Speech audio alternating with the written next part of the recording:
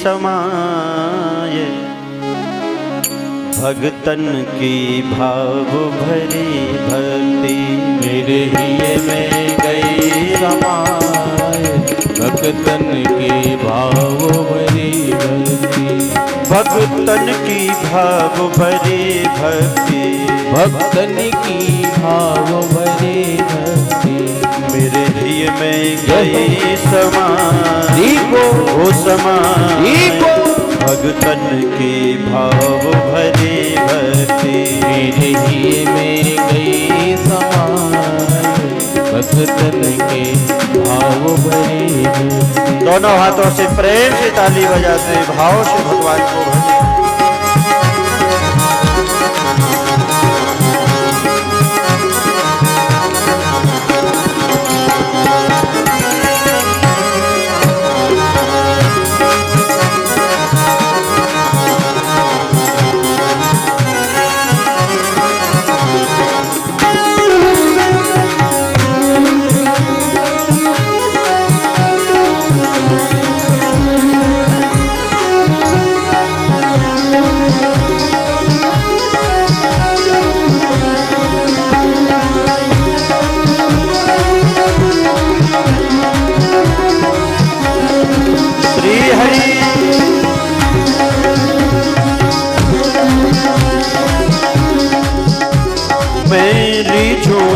चुल्लू जल पे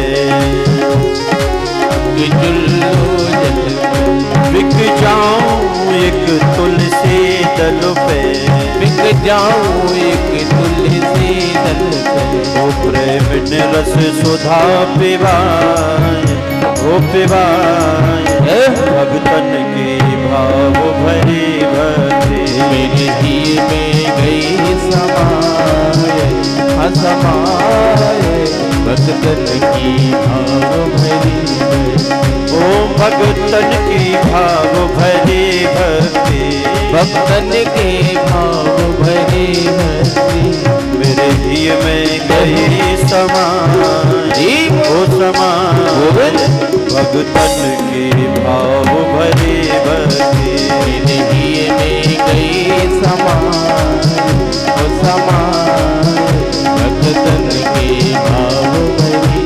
श्री वृंदावन धाम की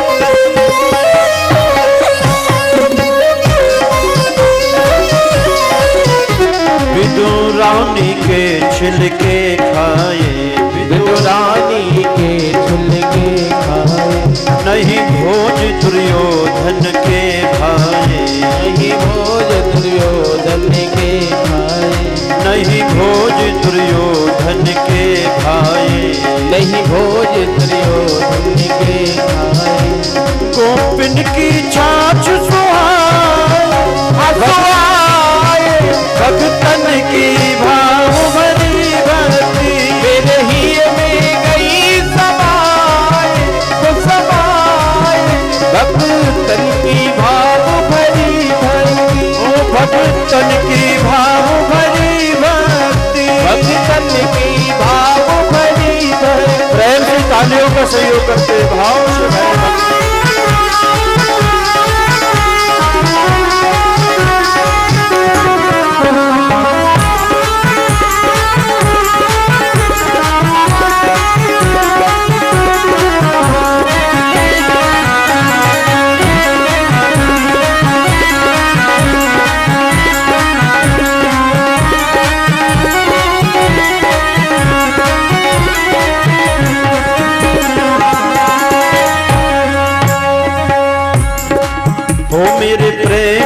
पंथ निराले हैं मेरे प्रेम के पंथ निराले कोई जाने न जानन हारे है कोई जाने न जान निहारे गुरु पारग हो गुरु पारग यो बताए हम बताए भक्तन की भाव भरी भक्ति रही मैं गई समाए समाए भक्तन की भाव भरी भक्ति मेरे ही में गई समाए समाए भक्तन की भाव भरी भक्ति मेरे ही में गई समाए भक्तन की भाव भरी भक्ति बोले संत भगवान की जय हो।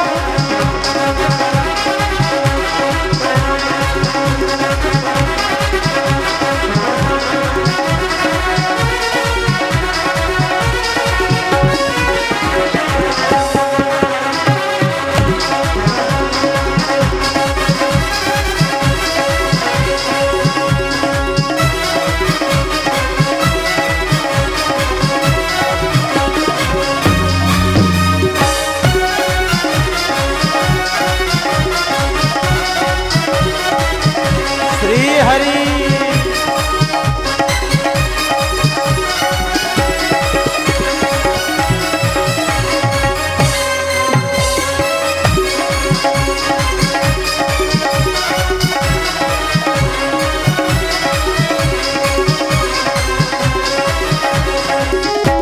जो सुमिरन मेरो कर ले गो जो सुमिरन मेरो कर ले गो सो भव सागर सो तर ले गो तो भव सागर से तरने गो सुमिरन बिन जय हो। सुमिरन बिन होता खाए आखाए भक्तन की भाव भरी भक्ति मेरे ही में गई समाए असमाए भक्तन की भाव भरी भक्ति भक्तन की भाव भरी भक्ति भक्तन की भाव भरी भक्ति मेरे ही में जय हो। मेरे ही में गई समाए समाए भक्तन की भाव भरी भक्ति मेरे ही में गई समाए असमाए भक्तन की भाव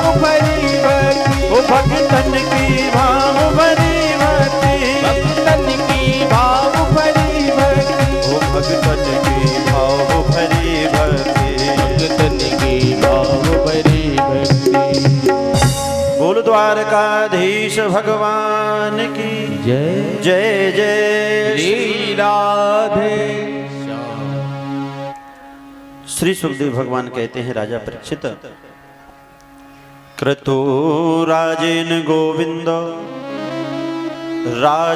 राजसूयेन पावनी यक्षे विभूतिर्भवतस् तत्संपादयन प्रभो।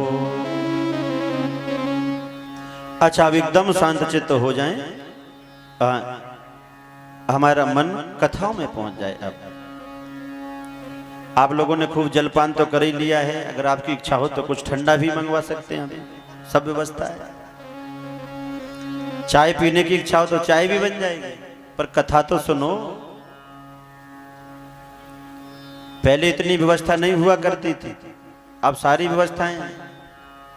तो अब शांत चित्त होकर के भगवान के साथ हम कहां पहुंचे? हस्तिनापुर में पहुंचे। आज भगवान ने पांडवों से कहा कि राजसू यज्ञ करना है हमें। जब हम यज्ञ करते हैं ना, तो यज्ञों से हमारी कीर्ति बढ़ती है, समाज में नाम बढ़ता है। लराइटा वालों ने कथा कराई तो ये नाम कहां तक गया? बहुत दूर दूर तक गया। अब ये नाम इतनी दूर तक जा रहा है कि हमारी फेसबुक से ही 4000 लोग जुड़े हुए हैं, और न जाने कहां कहां श्रीलंका तक लोग जुड़े। तो जब यज्ञ करेंगे तो यज्ञ से हमारी कीर्ति बढ़ती है, ये भागवत में स्पष्ट है। जो भी जैसी हमारी कामना हो वैसा हम करेंगे तो हमारा समाज में वो हमें फल भी मिलेगा। द्वारकाधीश बोले कि हम राजसू यज्ञ कराना चाहते हैं, आपको माध्यम बनाए। भगवान ने पांडवों को माध्यम बनाया, इच्छा भगवान की है। अच्छा, राजसू यज्ञ वही कर सकता है जो सभी छोटे छोटे राजा उसकी अनुमति दे दे, कोई विरोध ना करे। तो ये मत समझना कि लड़ाइटे वालों ये यज्ञ आप करा रहे हैं या हम कर रहे हैं, नहीं। भगवान की इच्छा होती है तो यज्ञ हो जाते हैं, और उनकी इच्छा नहीं होती है तो यज्ञ नहीं होते हैं। तो करने कराने वाले तो केवल द्वारकाधीश हैं, हम और आप तो केवल माध्यम हैं। हाँ, उनकी बिना इच्छा के जब पत्ता नहीं हिलता, रिश्तेदार कैसे आ गए? शादी में बुलाओ जीजा जी को तो फूफा जी रूठ जाते हैं, ताऊ जी को मनाओ तो चाचा जी रूठ जाते हैं। और इस यज्ञ में देखो कोई नहीं रूठ रहा है, ना कोई मना रहा है, बड़े प्रेम से उत्साह से भर के आ रहे हैं और बड़ी श्रद्धा से सबका स्वागत सम्मान बड़े भाव से कर रहे हैं। तो यही तो यज्ञ है। जब भगवान की इच्छा से जो काम होता है तो उसमें चार चांद लग जाते हैं, और जो जीव की इच्छा से होता है जरूर नहीं कि वो काम पूरा हो, इसलिए इसमें भगवान की इच्छा है। सहदेव को दक्षिण दिशा में भगवान ने भेजा कि जाओ वहां के राजाओं की जरा सहमति लेकर के आओ। नकुल को पश्चिम दिशा में, अर्जुन को उत्तर दिशा में भेजा। अर्जुन को भेजा है और भीमसेन को पूर्व दिशा में भेजा। सब जगह से जब लौट करके आए तो एक ही सूचना मिली, गिरिब्रज जो जरासंध की राजधानी है, बस इस यज्ञ का एक ही विरोधी है और वो है जरासंध। वो नहीं चाहता है कि यह यज्ञ हो। देखो, कोई भी जब शुभ काम होते हैं ना समाज में, तो कुछ भैया जरासंध जैसे भी होते हैं, मारीच सुबाहु जैसे भी होते हैं। हाँ, ये हम थोड़ी ना कह रहे हैं, ये तो भागवत कह रही है। विश्वामित्र जी जब यज्ञ करते थे तो मारीच सुबाहु वहां भी तो विघ्न करते थे ना। तो ये भी आप ध्यान रख लेना कि जिस यज्ञ में जितनी समस्या आएंगी, समझ लेना यज्ञ उतना ही बड़ा पूर्णता को प्राप्त होने वाला है। क्योंकि विश्वामित्र के जीवन में जितने कष्ट आए, स्वयं रक्षा के लिए भगवान श्री राम ही यज्ञ में खड़े हो गए। जरासंध नहीं चाहता है कि ये यज्ञ हो। चोर ही चांदनी रात न भावा, चोर को चांदनी रात अच्छी नहीं लगती है। दुष्ट के लिए भगवान का नाम अच्छा नहीं लगता है, यज्ञ अच्छे नहीं लगते हैं। तो जो बीच में विघ्न करे, समझ लेना कि ये उसी स्वभाव का है। सब काम में तो साथ देना चाहिए, संसार का नियम है। जब कोई व्यक्ति बुरा करने के लिए जाता है तो कहते चिंता मत कर, हम सब संभाल लेंगे। अच्छा काम करने का कोई बीड़ा उठाता है तो उसमें लोग विघ्न करते हैं। श्रेयांसी बहु विघ्नानि, श्रेय कहते हैं कल्याण को। जब जब जीव अपना कल्याण करने के लिए, समाज का कल्याण के उद्धार के लिए जब जब समाज में जाता है, तब तब बीच में ये विघ्न सामने उपस्थित हो जाते हैं। अच्छा, ये बताओ, हनुमान जी महाराज ने कौन सी ऐसी संपत्ति ले रखी थी सुरसा की, लंकिनी की, जो बीच में वो हिसाब किताब करने के लिए आ रहे? हनुमान जी जा रहे थे जानकी जी की खोज में, अब इनको क्या पड़ी थी बीच में मार्ग रोकने की? हनुमान जी ये कह रहे हैं कि जब जब तुम कोई अच्छी खोज में निकलोगे, तब तब जब जब तुम अपना आत्मचिंतन करोगे, आत्ममंथन करोगे, तो संसार की आलोचना रूपी जहर तो आपके सामने आकर खड़ा होगा ही होगा। और अगर जो विचलित नहीं हुए अपने मार्ग से, तो समझ लेना कि बस उसे अपने लक्ष्य की प्राप्ति अवश्य ही होने वाली। आज भगवान ने विचार किया, बोले राजसू यज्ञ अब नहीं हो पाएगा, पहले जरासंध को मारना पड़ेगा। अब ये जरासंध को हमने बहुत जीवित रख लिया, अब इसको मारना जरूरी है। भीम दादा को अपने साथ भगवान ने लिया, अर्जुन को अपने साथ में ले लिया। कहां जा रहे हैं अब? जरासंध की राजधानी गिरिब्रज। और जैसे ही वहां पहुंचे हैं तो कल हमने कथा में क्या सुना था कि ये जो जरासंध है ना, ये ब्राह्मणों को अनुष्ठान पर बैठाया था इसने कि मेरी जीत हो जाए इस बार। तो अब ये समझ रहा है कि मैंने कृष्ण को और बलराम को तो मार दिया है, इसलिए ब्राह्मणों को बड़ा ही श्रद्धा से देखता है, बड़ा सम्मान करता है। मैंने इन्हीं के बल से तो ये जीता है। तो आज भगवान समझ गए कि ये जरासंध ब्राह्मणों का सम्मान करता है, तो इस भेष में नहीं गए हैं, द्वारकाधीश बन के नहीं जा रहे हैं, ब्राह्मण का रूप लेकर के जरासंध के पास जा रहे हैं। दाऊ भैया भीम दादा से कहा कि दाऊ भैया से कहा कि तुम तो यही रहो द्वारका में। अब यहाँ भीम दादा को और अर्जुन को दोनों तीनों ब्राह्मण बनकर के जैसे ही पहुंचे दरवाजे पर, युद्धम नु देहि राजेंद्र द्वंद्वसो यदि मन्यसे युद्धार्थिनो वयं प्राप्ता राजन्यानान कांक्षिणा। आज पहचान नहीं पाया इसने कि ये द्वारकाधीश है। ब्राह्मण बन के गए, बढ़िया सा तिलक लगा हुआ है, सुंदर सी चोटी में ग्रंथि लगी हुई है। और जैसे ही देखा ब्राह्मण देव आप मेरे यहाँ आए, बड़ी अच्छी कृपा करी, बताओ मैं क्या दूं तुम्हें दान में, कुछ मांग लो, सवेरे सवेरे आ गए हो तो कुछ दे दूं, आज श्री गणेश अच्छा हो जाएगा। तो आज जैसे ही कहा कुछ मांग लो, तो भगवान ने पता क्या मांगा, युद्धमो नु देहि राजेंद्र।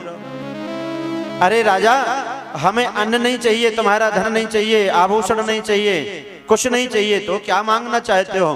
बोले हम तो तुमसे दो दो हाथ करना चाहते हैं, युद्धम, युद्ध चाहते हैं। जरासंध बोला कि तुम ब्राह्मण नहीं हो सकते हो, ये कैसे ब्राह्मण हैं? अरे दान मांग लो, दान में दे दूंगा, ये युद्ध लड़ना ये सब ब्राह्मण का काम नहीं है। सही सही बताओ, तुम्हारी आवाज हमारी सुनी हुई लग रही है पहले से, ये तो बताओ कि तुम ब्राह्मण के भेष में कौन हो? तो भगवान बोले पहले ये वचन दो कि हम युद्ध करेंगे तब बताएंगे। भगवान ने अपना परिचय दिया, असौ ब्रकोदरः पार्थस् तस्य भ्रातार्जुनो ययौ अनयोर्मातुलेयं मां कृष्णं जानीते रिपुम्।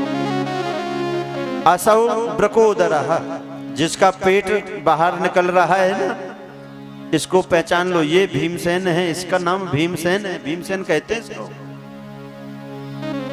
और इसी के समीप में जो खड़ा हुआ है ये तस्य भ्रातार्जुनो हयम, इन्हीं का भैया छोटा, इसका नाम अर्जुन है। अच्छा पहचान लिया कि नहीं पहचान लिया? अच्छा अब हमको तो पहचान ही गए होगे कि नहीं? अब हम इनके ममेरे भाई, हमको कृष्ण कहते हैं, तुम्हारे पुराने शत्रु हैं। कृष्णम जानी ही ते रिपुम, रिपु कहते शत्रु को, हम तुम्हारे पुराने शत्रु हैं, दुश्मन हैं, पहचान लिया कि नहीं पहचान लिया? अच्छा जैसे ही कृष्ण को पहचाना तो पता क्या कहला है, कहता है अरे भगोड़े तू जीवित है अभी तक? मैंने तो तुझे प्रवर्षण पर्वत पे मार दिया था, जला दिया था, तू अभी तक जिंदा है? भगवान बोले हम इसलिए जिंदा हैं कि जब तक तुम्हारा उद्धार नहीं कर देंगे, जब तक कहां जाए। अब तो तुमने कहा है, वचन दिया है, युद्ध करना होगा हमारे साथ। ना त्वया भीरुणा योत्से युधि विक्लव चेतसा मथुराम स्वपुरीम त्यक्त्वा समुद्रम शरणं गतः। समझ में आ रहे कि नहीं श्लोक?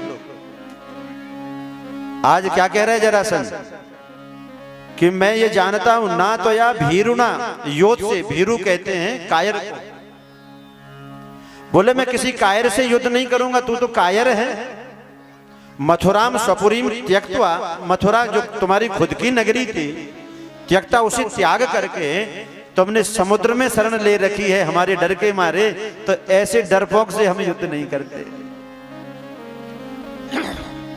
भगवान ने सोचा कि ये तो हमारी बेइज्जती कर रहा है,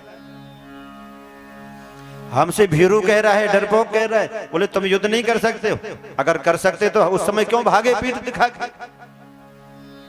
हाँ अर्जुन अभी बच्चा है, ये नहीं जानता लड़ना झगड़ना, ये तो तेरे सारे से करता है जो भी करता है, ये कठपुतली है, ये बालक है, ये भी मुझसे नहीं युद्ध कर सकता है। हाँ थोड़ा बहुत अभी भीमसेन है जो थोड़ा बहुत मेरे सामने टिक सकता है। अब भीम दादा ने सोचा कि अब तो हम ही फंस गए चक्कर में, ये बड़ा बलवान है जरासंध, इसके साथ हमें लड़ना पड़ेगा।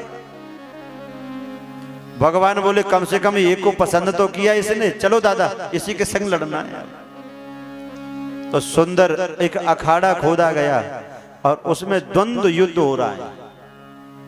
कितना सुंदर नियम है देखो, पहले युद्ध भी होते थे तो उनमें भी धर्म होता था। भगवान तो चल के गए हैं, द्वारका से हस्तिनापुर आए, हस्तिनापुर से इसकी गिरिब्रज राजधानी में पहुंचे। तो जब जरासंध ने अनुमति दे दी कि मैं द्वंद्व युद्ध करूंगा, तो देखो पूरी व्यवस्था जरासंध करता है, इनकी रहने की खाने पीने की सारी व्यवस्था यही कर रहा है। इनके सुंदर शिविर लगा दिए, खाने पीने का स्वागत सम्मान सब ये कर रहा है। और आए किस लिए? बोले लड़ाई लड़ने के लिए आए। तो पहले युद्ध में भी धर्म होते थे और आज उल्टा हो रहा है, आज धर्म में युद्ध हो रहे हैं, धर्म में छल हो रहे हैं, ये उल्टा हो गया। अगर जिस दिन हमारे भारत की परंपरा रही है, जब तक शंख नहीं बजते थे, संकेत जब तक नहीं हो जाता था, तब तक एक दूसरे के विरोधी, एक दूसरे के शत्रु भी एक दूसरे पर वार नहीं किया करते थे। और अगर सामने शत्रु खड़ा है, अगर उसने हथियार डाल दिए, दोनों हाथ ऊपर कर लिए, तो उस पर वार नहीं किया जाता था।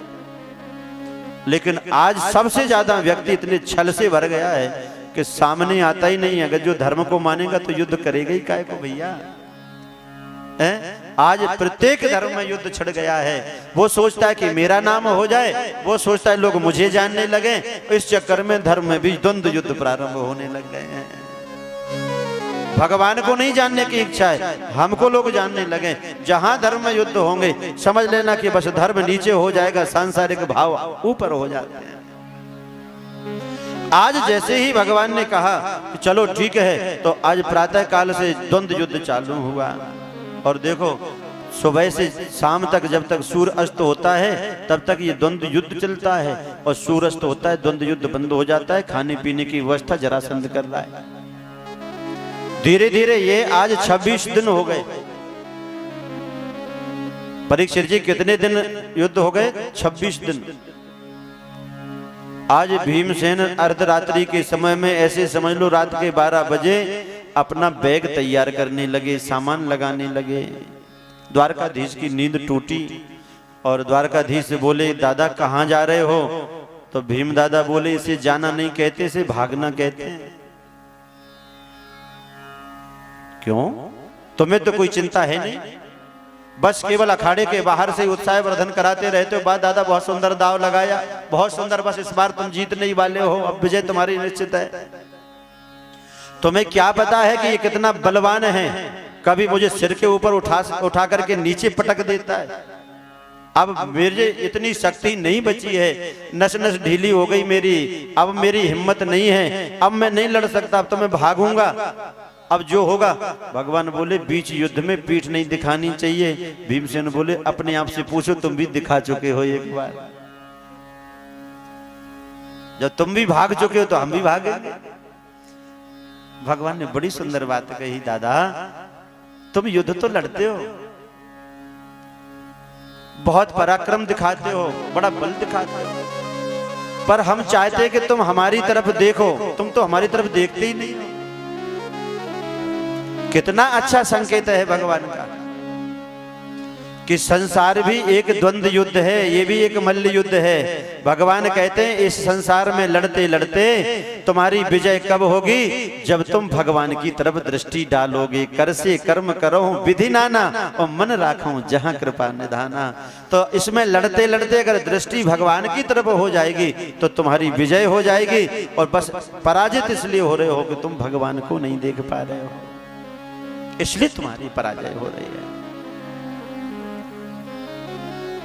आज 27वें दिन का युद्ध जैसे ही प्रारंभ हुआ, तो ऐसा तो कई बार कर दिया था कि बीच में से 2 भाग कर दिए थे जरासंध के, लेकिन आज 27वें दिन का युद्ध जैसे ही प्रारंभ हुआ तो एक चरण रखा है जरासंध के एक चरण के ऊपर, और एक हाथ से दूसरे पैर को पकड़ के इसने बीच में से 2 भाग कर दिए।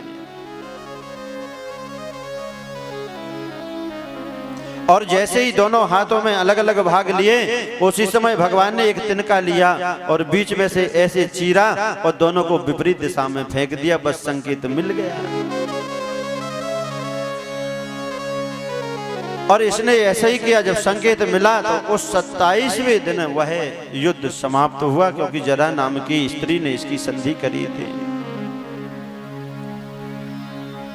आज विजय हो मिल गई है जरासंध का, भगवान ने उद्धार करा दिया। वहां देखो क्या चल रहा है, क्या समस्या है, एक बार देख लो, आप लोग देख लो।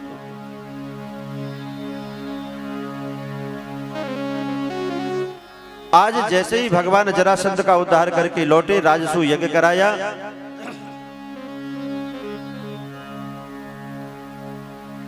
और उस यज्ञ में अब प्रथम पूजा किसकी हो ये बात रखी गई है।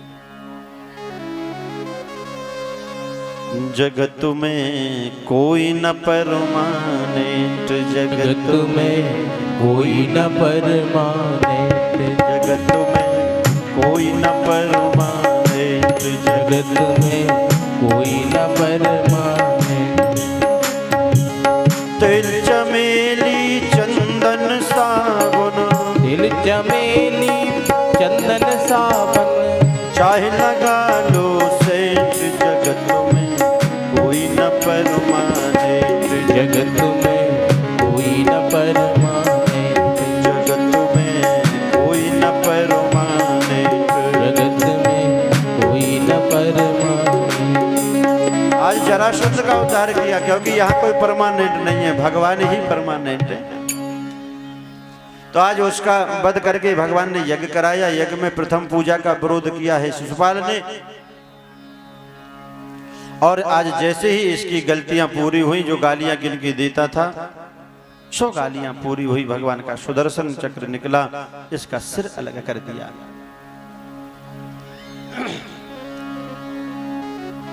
आज भगवान ने अपने 2 पुराने दुश्मनों का उद्धार कर दिया, अभी तक छोड़ते चले आ रहे थे। अच्छा, दोनों के लिए भगवान ने वो पद दिया जो पद भगवान के भक्तों को मिलता है।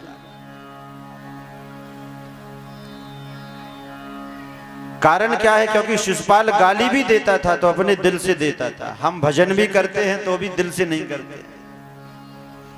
हाँ, सामने रहता था, भगवान का विरोधी था, इसलिए आज भगवान को गिन गिन करके ये गाली देता था, तो भगवान ने इसका उद्धार कर दिया।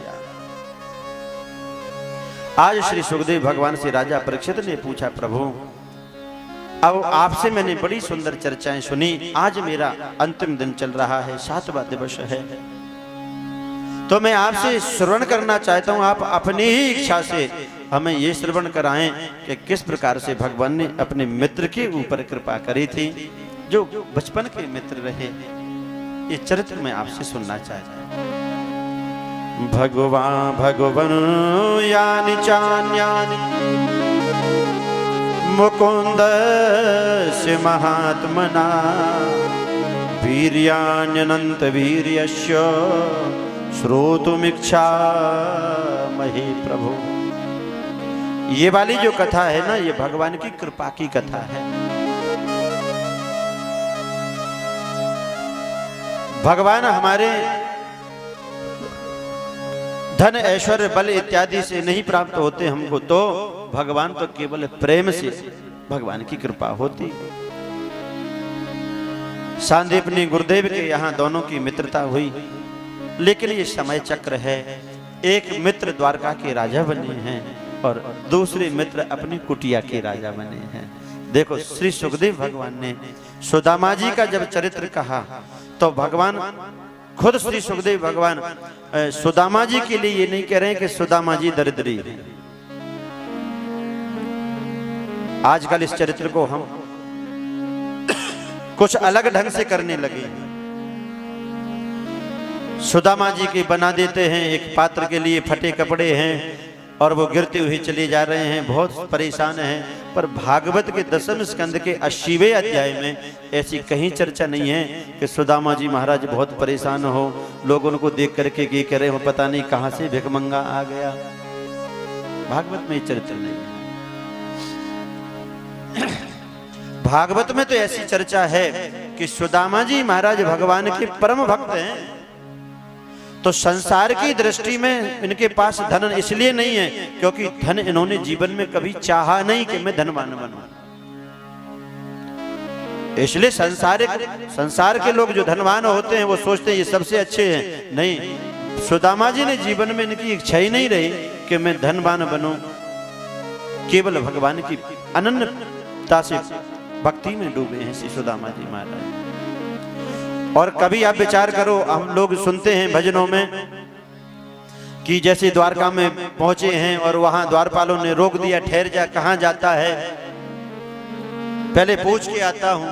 अब जरा विचार करो, क्या किसी अच्छी जगह पर ऐसे असभ्य लोग हो सकते हैं जो किसी ब्राह्मण को, किसी साधु को देख करके कहें ठहर जा, कहां जाता है, पहले पूछ के आने दो।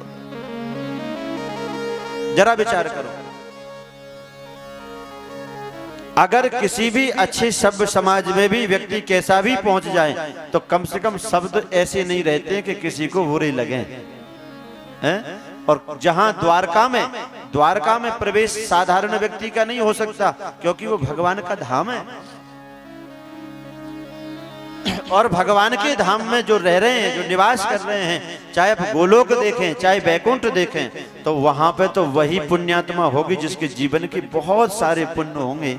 तो जो पुण्यात्मा भगवान की द्वारका में रह रही है, क्या उनका स्वभाव ऐसा हो सकता है कि वो अपनी वाणी से ऐसे अपशब्द कहें?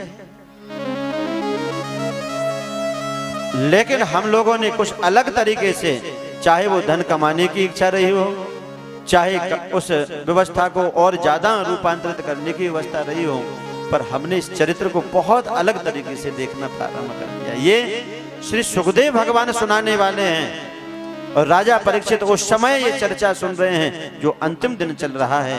क्या भगवान ऐसी चर्चा सुनाएंगे कि ब्राह्मण का अपमान हो रहा है, बहुत परेशान है, बहुत गरीब है? हाँ, ये बात निश्चित है, सुदामा जी के पास में संसारिक दृष्टि में धन नहीं है।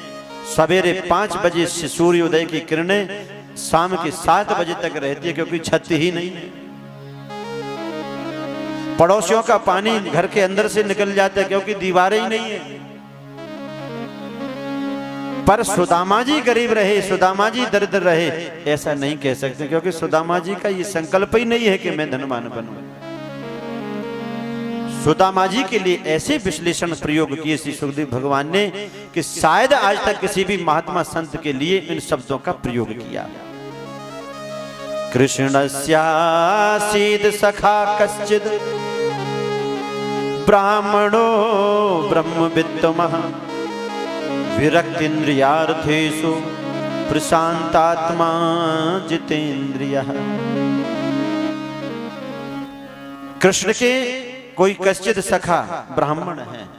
अच्छा, इनके धन के विषय में बताया, कैसे हैं? बोले ब्रह्मवित्त। ब्रह्मवित्त कहते हैं भगवान के नाम का धन।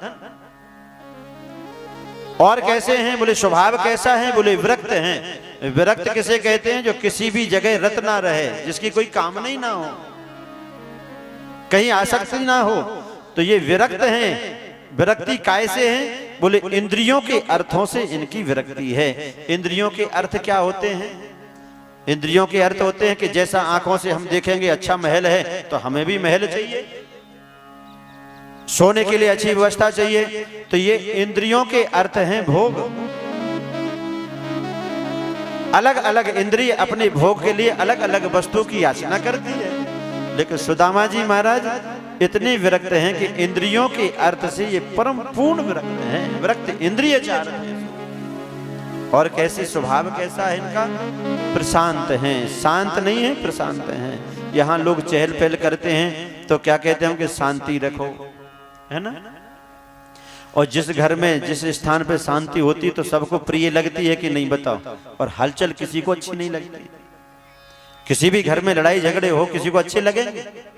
शांति सबके लिए अच्छी लगती है। तो सुदामा जी महाराज का स्वभाव कैसा है? शांत नहीं है, बोले प्रशांत है। और प्रशांत कहते हैं जो शांत से भी ऊपर की श्रेणी होती है।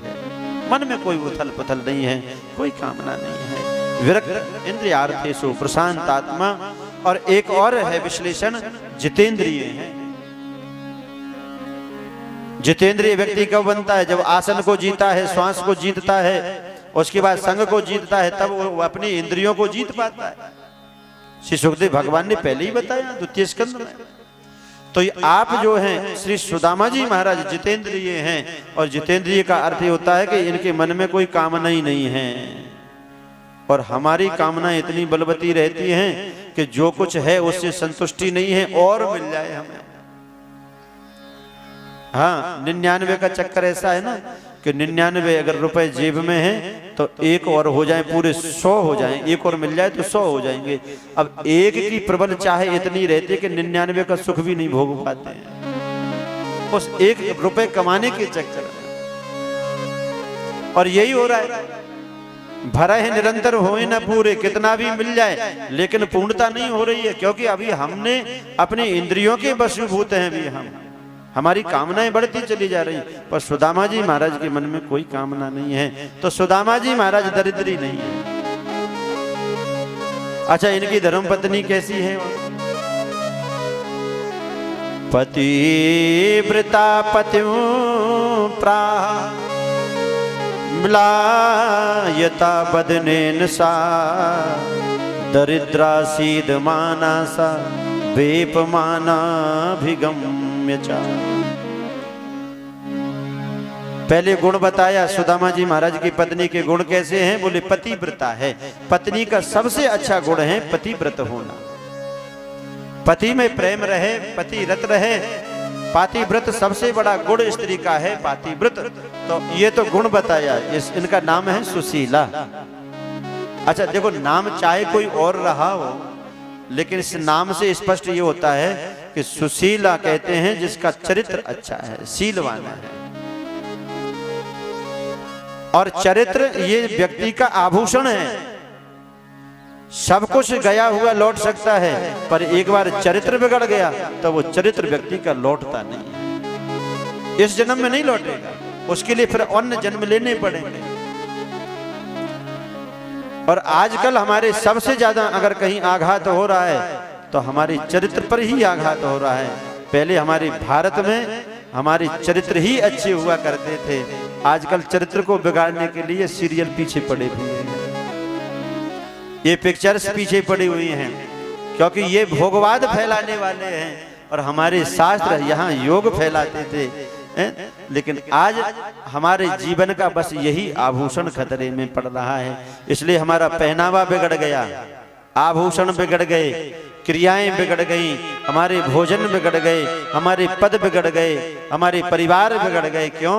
क्योंकि जब एक बुराई आती है ना तो धीरे धीरे सारी बुराइयां आ जाती हैं। पहली चीज है जीवन का सबसे सुंदर अगर कोई आभूषण है तो वो चरित्र है। और आज अगर देखें, पोशाकें ऐसी ऐसी पहनाई जाती हैं, बड़ी भद्दी लगती हैं, ये परिधान हमारे यहाँ का नहीं है।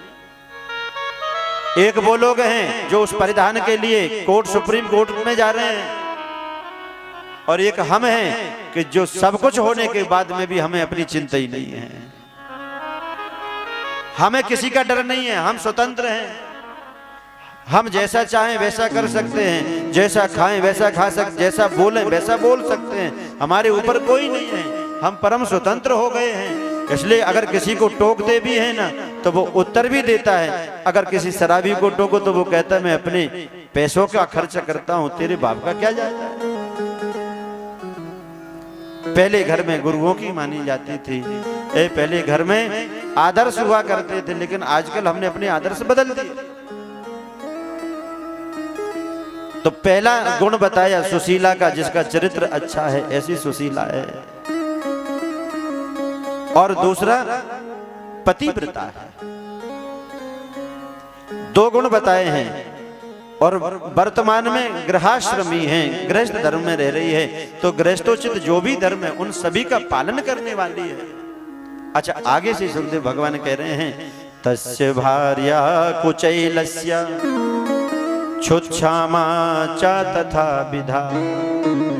श्री सुदामा जी महाराज की जो धर्मपत्नी हैं, ये इसके वस्त्र फटे हुए हैं, ये ठीक नहीं है, ये बेचारी बहुत गरीबनी है। इसके लिए क्या कह दिया? दरिद्रा सीध माना सा। सुशीला के लिए दरिद्रा कह दिया, सुदामा जी के लिए नहीं कहा। सुशीला के लिए दरिद्रा क्यों कहा? क्योंकि जब बहुत दिन से कुछ नहीं है ना, 5-7 दिन से जब भोजन भी नहीं है, तो आज इसके मन में ये कामना आ गई कि मेरे पतिदेव कहीं अगर द्वारका चले जाएंगे तो वो कुछ बदले में धन दे देंगे, जिससे हमारा जीवन चलेगा। मन में लोभ आ गया। अब जब मन में लोभ आया है तो इसलिए श्री सुखदेव भगवान ने कह दिया कि लोभ जो है वो पाप के बाप का नाम ही लोभ है। हाँ, पाप कराता है ना जो, वो लोभ ही कराता है। अगर लोभ नहीं आए तो पाप की गुंजाइश नहीं रहती। एक सुंदर हमने एक चर्चा सुनी है कि एक काशी से एक विद्वान पढ़ के आए। इतनी सुविधाएं नहीं थी पूर्व में, पैदल आ रहे थे। तो मार्ग में जब रात्रि हो गई तो किसी एक स्थान पर गांव में रुक गए। गांव से बाहर एक कुटिया थी। वो कुटिया में रहने वाली वो स्त्री जो ठीक नहीं, उसका चरित्र अच्छा नहीं था, वेश्यावृत्ति उसका कार्य था। अब वो विद्वान जैसे ही रुके उस कुटिया में, इन्हें पता नहीं था, तो उससे कहने लगे कि अगर हम यहाँ रुक जाएं तो कोई बात तो नहीं है, आपको कोई समस्या तो नहीं। उसने कहा ब्राह्मण आप रुक जाएं, विद्वान हैं, लेकिन क्षमा करना मेरे घर का धन ठीक नहीं है, मेरा आचरण ठीक नहीं है। गलत व्यक्ति भी जानता है कि मैं गलत हूं। मैं सूखा सामान आपको दे दूंगी, आप इसी से अपनी प्रसादी बना लेना और इसी प्रसादी को आप प्रेम से पालना। सूखा सामान आटा दाल इत्यादि दे दिए और जैसे वह सूखा सामान कन्हैया ले चल परली पार, संवरिया ले चल परली पार, संवरिया ले चल परली पार। जहाँ विराजे राधा रानी, यहाँ विराजे राधा रानी, अलुबेली सरकार, संवरिया ले चल परली पार, संवरिया ले चल परली पार, संवरिया ले चल परली पार, संवरिया ले चल परली पार। झूमते हुए तालियों की सेवा करते हुए